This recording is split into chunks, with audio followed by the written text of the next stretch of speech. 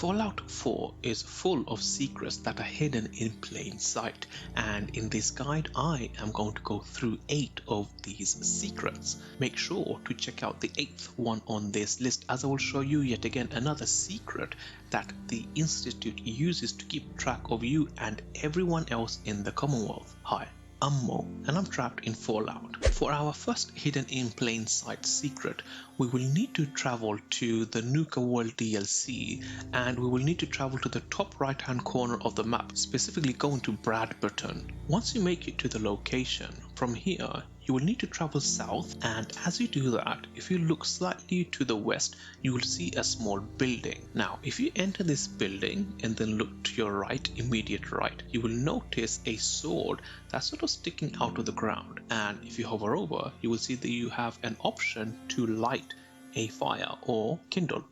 Now, if I select this option, then you will notice that there's a small fire that's lit, and from the what appears to be sky, you have a couple of steam packs that just sort of fall to the ground. This is actually a reference to the game Dark Souls, where you will find several of these checkpoints known as bonfires, which upon activation will give you a chance to heal your health, stamina, recover from negative effects, and so on. So this is a really cool reference to the game Dark Souls. For our next reference, again in the Nuka World DLC, we will need to enter the Kitty Kingdom whilst wearing power armor, and if you do this right, you will hear a specific NPC called Oswald the Outrageous, where he will say this following comment. So let's just enter the world and hear what he has to say. What's wrong, Tin Man? Having trouble finding the wizard? Personally, I would have figured you for the Scarecrow.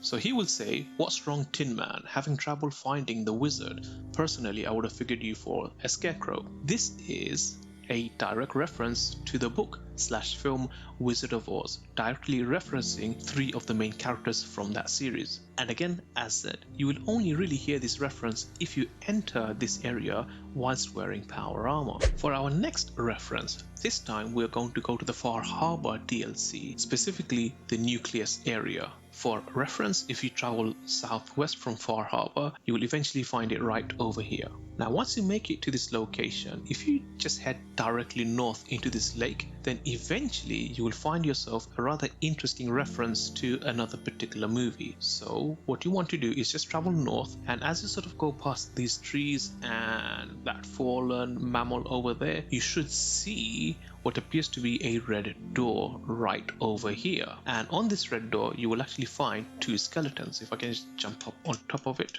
So once you've jumped up on the door, you will find a skeleton that's on top of the door and another skeleton just hanging off the edge. This is a reference to the film Titanic, where 2 particular characters called Jack and Rose at the end of the movie effectively end up having a bit of a moment. Again, I don't want to ruin it, it's one of the best films of all time, so if you haven't checked it, please do. But in this movie, you will find that at the end, one particular character effectively ends up sacrificing themselves for the benefit of the other. Now, I don't know about you, I seem to be able to stand on the door with the other skeleton board, so perhaps they could have both survived by standing on the door together, but this is basically a reference to that movie, the Titanic. For our 4th reference or hidden moment, we are going to head to the Cliff's Edge Hotel, which is also inside the Far Harbor DLC. This location is directly west of Far Harbor. Now, once you make it to this location, you will notice that there seems to be an exit to a vault, which basically means that there's actually an entrance to a vault here somewhere. Now, you can't use this, so there is another way into the vault, and regretfully, it's a rather difficult place to find because of the complex structure or maze-like structure of the hotel. So I'm just going to show you how to get to the hotel. Now, if you do want to skip it, just use the chapters below, but if you're interested in knowing how to get to this vault entrance, then just follow this path.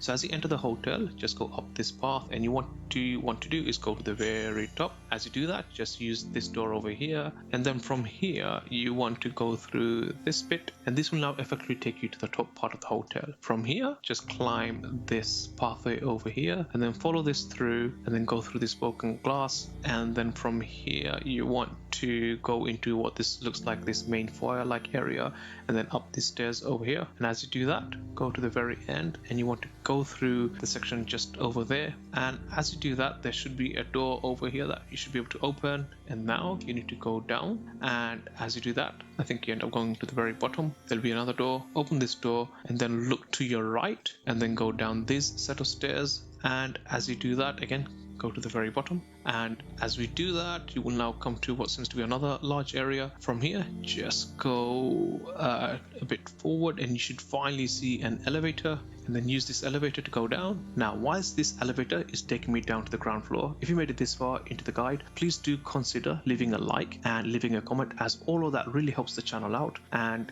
if you happen to know a particular secret or a reference that you haven't really seen covered anywhere else, feel free to share it with all of us in the comment section of this video. Right, with that, the elevator just happened to finish. Exit the elevator, look to your right and just head straight, open this door, and you should find yourself right over here next to the entrance of the vault, and then just use your Pip-Boy to open the vault door. Once you gain entry into the vault, you will be stuck with having to go through some dialogues, but once you've done that, just enter the vault and then stick to the right and go through into what seems to be this main foyer slash reception hall. From here, just look to your left and go through into the residential area, and then from here just head directly southwest into the showers, and if you follow this through to the other side, you will find a artificial in-house beach, and in this beach you will also find a picture over there with a picture of a sailboat. This whole area appears to be a reference to a very specific movie called The Truman Show, where Truman is somewhat stuck in an artificial reality with an artificial beach and an artificial ocean, and at some point he actually breaks through an artificial wall. The sailboat, that looks very similar to that. So I'm not entirely sure if this is certainly a reference to that or not. Feel free to share in the comment section of this video,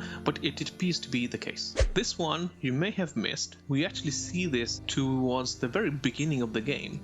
Is if you observe these TVs, or most of the TVs in the Commonwealth, you will notice that they have a name called Radiation King. This could potentially be a reference to The Simpsons, where they also use the same brand, Radiation King, for their television sets. For our sixth reference, we are going to travel to the Parsons State Insane Asylum in the base game. It is directly north of the Slug and directly west of Coastal Cottage. So once you make it, go inside. Once inside, just stick to your left and go through this door you see over here, and as you do that, you will find yourself in a room, or rather in a corridor actually, with a red carpet, and on top of this red carpet you will find this tricycle. Now, this may not be the correct way to think about it, but this looks very similar to a particular movie where you will find a tricycle on top of a red carpet in a corridor in what seems to be a haunted hotel. That particular movie, which you may also be thinking about, is called The Shining. In The Shining, you will find a character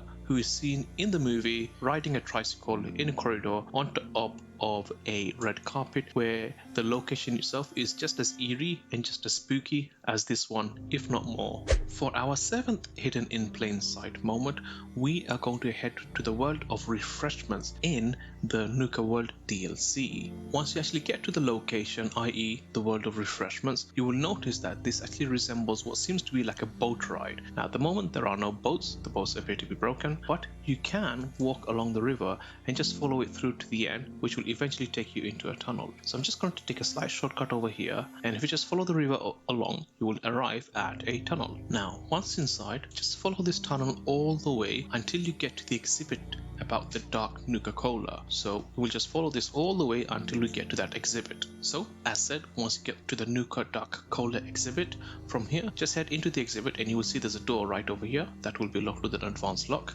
After you open the door and just head straight, you will find a terminal, and if you select staff memos and then grant reopening, in here you will find a line or a sentence that says, in fact, I've been told by their beverages that if you are feeling a little low on energy, you can drink the quantum right out of the river. The fact that we have this river running through this ride, and the fact that we have a terminal entry saying that drinking from this river is highly encouraged, is actually a reference from the movie Charlie and the Chocolate Factory. In In that movie, there is a particular character that drinks from a river in a ride where the river is actually made of chocolate, and as a result, that character is scolded because they are then accused of contaminating or potentially contaminating the river of chocolate. This here, being a river of quantum, is basically a reference to that instance in the movie Charlie and the Chocolate Factory.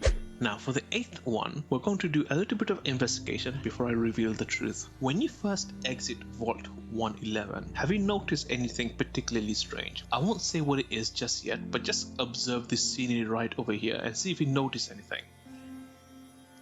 And similarly, when you enter Diamond City for the first time, again, I'll do a little bit of a panoramic view, see if you notice anything here that again looks a little bit oddly out of place.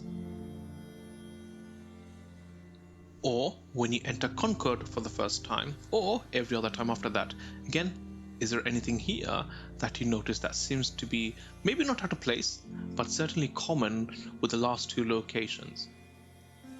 Well, if it wasn't already obvious, it should be by the end of this bit here. When you travel to the Institute, make your way to the synth retention section of the Institute. Once inside, just go straight and pay attention to the monitors on your left. Now let's take a closer look at those monitors. When we take a closer look at these, you will see that these locations awfully seem to resemble locations that we've just been to, i.e. the entrance to Vault 111 when entering Concord and Diamond City. Now if it hasn't already been obvious, these are basically monitors. Now they are monitors to those locations, but if you notice, there were no cameras or any CCTV or anything like that. So if that's the case, exactly how are they monitoring you and everyone else?